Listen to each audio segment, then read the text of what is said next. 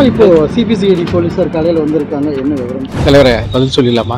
இன்னைக்கு நாங்கள் இந்த விசாரணை கூடாது என்று சொல்லி ஹைகோர்ட்ல கேஸ் இன்னைக்கு ஃபைல் பண்ணியிருக்கோம். நாளைக்கு அது சம்பந்தமான தீர்ப்பு வந்துடும். அதற்கு முந்தி கொள்ளணுங்கிறதுக்காக தமிழ்நாடு அரசாங்கம் இந்த செய்கையை செஞ்சிருக்கு. அதனால இது ஒரு சென்சேஷனலிசமே தவிர இது உண்மையான உருப்படியான விஷயம் அல்ல. பாஜக மீது களங்கம் கற்பிக்க வேண்டும் என்கின்ற தமிழ்நாடு அரசினுடைய எண்ணம் வெளிப்படையாக தெரிகிறது. திடீர்னு முன்னறிவிப்பு இல்லாம வர்றாங்க. நாம விசாரணையை எதிர்கொள்ளாமல் பயந்து ஓடுபவர்கள் அல்ல.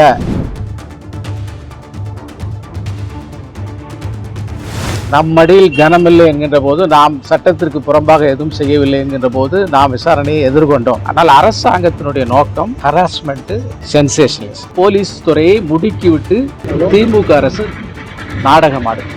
பாஜகவுடைய பணம் கிடையாது, கட்சி பணம் கிடையாது. அல்ல, தேர்தல் முடிஞ்சு போச்சு. இனிமே தவிர ப்ரொஜெக்ட் பண்ணி என்ன பண்ண போறாங்க? இவங்க தான் வடக்கையே போய் பிரச்சாரம் பண்ண தயாரா இல்லை. வடக்கு இவங்க போனா அவங்க ஏத்துக்க தயாரா இல்லை. வடக்கு இருக்கிற எந்த ஒரு போஸ்டர்லயும் ஸ்டாலினும் திருநாவளுடைய படமும் இல்லை. அந்த அளவுக்கு வடக்கு இவர்களை புறக்கணிக்கிறது. காரணம் இவங்க ராமர் கோயிலை பற்றி அவமரியாதையாக பேசுறதுக்காக, பிஜேபியை களங்கப்படுத்துவதற்காக திமுக அரசு, தமிழ்நாடு அரசு இல்லை, திமுக அரசு, மு.க. ஸ்டாலின் தலைமையிலான அரசு இந்த முயற்சியை மேற்கொள்கிறது. மிகப்பெரிய அளவில் அது தோல்வியை சந்திக்கும், அவமானத்தை சந்திக்கும், தவறான புகாரை சொல்லுகின்ற காரணத்தினால்.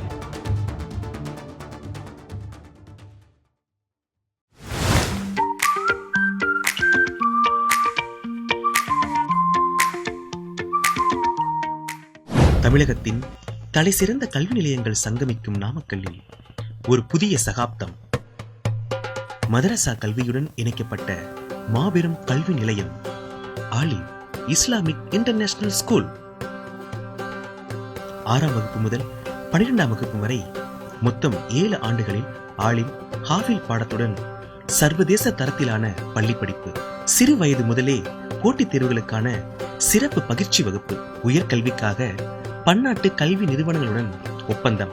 விளையாட்டு மற்றும் தற்காப்பு கலைக்கான பயிற்சி வகுப்புகள். மாணவர்களுக்கு இயற்கையான சூழலில் தங்கும் விடுதி, சத்தான உணவு, அன்பான உபசரிப்பு. For admission, contact 8940078678. சார் இப்போ சிபிசிஐடி போலீஸார் காலையில் வந்திருக்காங்க, என்ன விவரம்? உங்களுக்கு பிரஸுக்கு தெரியாத விஷயம் இல்லை, உங்களுக்கு எல்லாம் தெரியும்.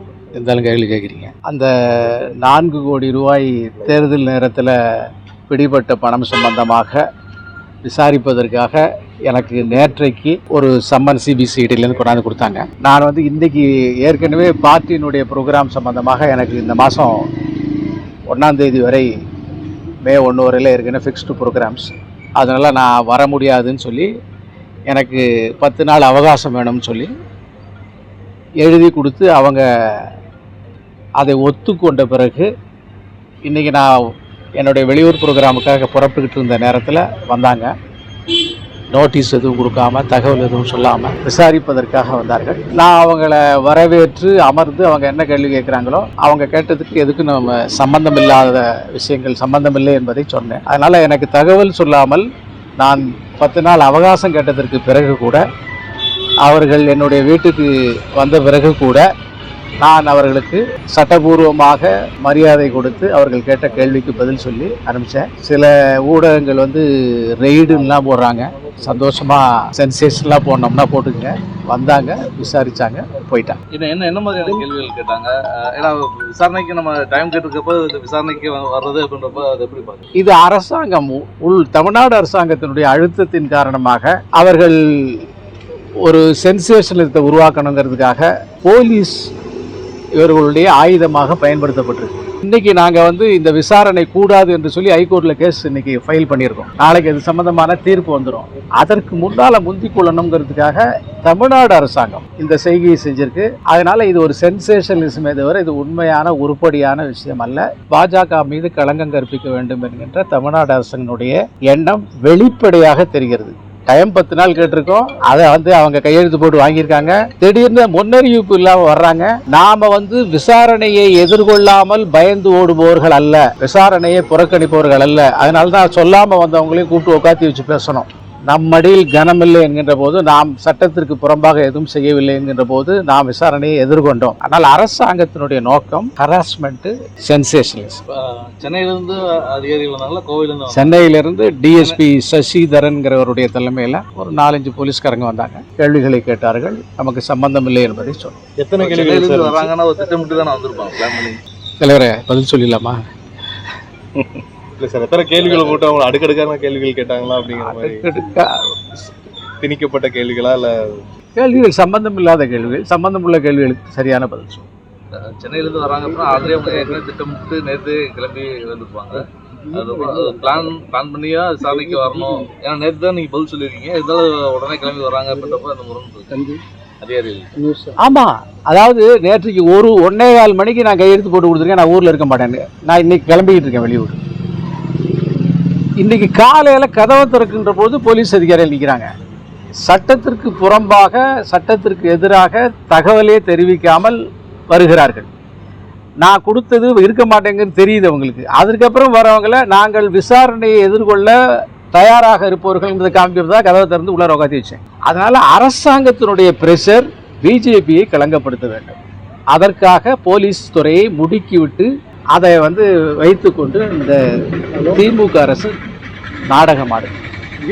அந்த பணம் 4 கோடி ரூபாய் பணம்ன்றது கட்சி பணமா இல்லை அது நயனார் நாகேந்திரனுடைய பணமா? இல்லை, அதற்கும் என்னை பொறுத்த மட்டும் மாநில பொருளாளர்னா அதுக்கும் எங்களுக்கு சம்பந்தம் இல்லை அப்படிங்கிறத சொல்லிட்டோம். நாங்கள் உண்மையான தகவல்கள் எது உண்டோ அதை விசாரணை அதிகாரிகள்கிட்ட சொல்லியிருக்கோம். இப்போ ப்ரெஸ் மூலமாகவும் தமிழ்நாட்டு மக்களுக்கும் சொல்கிறோம். கடந்த 1 வார காலமாக எல்லா ப்ரெஸ் அப்படின்னு நான் சொல்ல மாட்டேன், சில உள்நோக்கம் கொண்ட அரசின் ஆதரவு பெற்ற அரசினுடைய கை பாவையாக இருக்கிற சில ப்ரெஸ் மட்டும் பிஜேபியினுடைய பணம் அந்த மாதிரியாக அதை தவறாக சித்தரித்து சொல்லிக்கிட்டு இருக்கு. அவங்க எல்லாருக்கும் சொல்கிறோம், இதற்கும் எங்களுக்கும் சம்பந்தம் இல்லை. அதை நாங்கள் வெளிப்படையாக மக்களுக்கும் சொல்கிறோம், அதிகாரிகள்ட்டையும் சொல்லியிருக்கோம். பணம் பாஜகவுடைய பணம் கிடையாது, கட்சி பணம் கிடையாது. அல்ல. அப்போ கட்சி பணம் கிடையாது அப்படின்னா இப்போ போலீஸுடைய நோக்கம் என்ன வரும்? உள்நோக்கம். பிஜேபி எந்த வகையில் தவறாக ப்ரொஜெக்ட் பண்ணலாம். தேர்தல் முடிஞ்சு போச்சு, இனிமேல் தவறாக ப்ரொஜெக்ட் பண்ணி என்ன பண்ண போகிறாங்க? இவங்க தான் வடக்கையே போய் பிரச்சாரம் பண்ண தயாராக இல்லை. வடக்கை இவங்க போனால் அவங்க ஏற்றுக்க தயாராக இல்லை. வடக்கு இருக்கிற எந்த ஒரு போஸ்டர்லேயும் ஸ்டாலினும் திருநாவளனுடைய படமும் இல்லை. அந்த அளவுக்கு வடக்கு இவர்களை புறக்கணிக்கிறது காரணம் இவங்க ராமர் கோயிலை பற்றி அவமரியாதையாக பேசுறதுக்காக. அதனால் இந்த சூழ்நிலையில் தமிழ்நாடு அரசாங்கம் பிஜேபியை களங்கப்படுத்துவதற்காக திமுக அரசு, தமிழ்நாடு அரசு இல்லை, திமுக அரசு, மு.க. ஸ்டாலின் தலைமையிலான அரசு இந்த முயற்சியை மேற்கொள்கிறது. மிகப்பெரிய அளவில் அது தோல்வியை சந்திக்கும், அவமானத்தை சந்திக்கும், தவறான புகாரை சொல்லுகின்ற காரணத்தினால். காவல்துறை அது தொடர்பான சாட்சிகள் ஒன்றா சேர்த்துட்டு வராங்க அப்படின்னு சொல்கிறாங்க. தெரியும், அந்த ட்ரெயின் டிக்கெட் எடுத்தது, அதில் அவங்களுடைய அடையாள அட்டை பயன்படுத்தியதாகவும் அந்த பணம் கொண்டு வந்தது அப்படிங்கிற மாதிரி சில சாட்சியங்கள் சேர்க்கப்படுறதா சொல்கிறாங்க. அதெல்லாம் எப்படி பார்க்குறீங்க? சார், நமக்கு பிஜேபிக்கு அதுக்கும் தொடர்பே இல்லைங்கிறப்ப எத்தனை சாட்சியத்தை சேர்த்தா என்ன? அது எந்த விதத்துலையும் பலன் தர போகிறதில்ல. அது விசாரணை அதிகாரிகளுடைய செயல், அதுக்கும் எங்களுக்கு சம்மந்தம் இல்லை. எத்தனை மணிக்கு வந்தாங்க? எவ்வளோ என்னென்ன ரிசப்ஷன்? 9 மணிக்கு வந்தாங்க.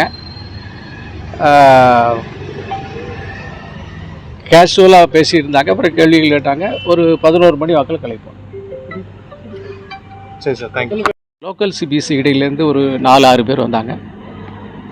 அப்புறம் அங்கே உள்ளூர் போலீஸ் கொஞ்சம் வந்திருப்பாங்க.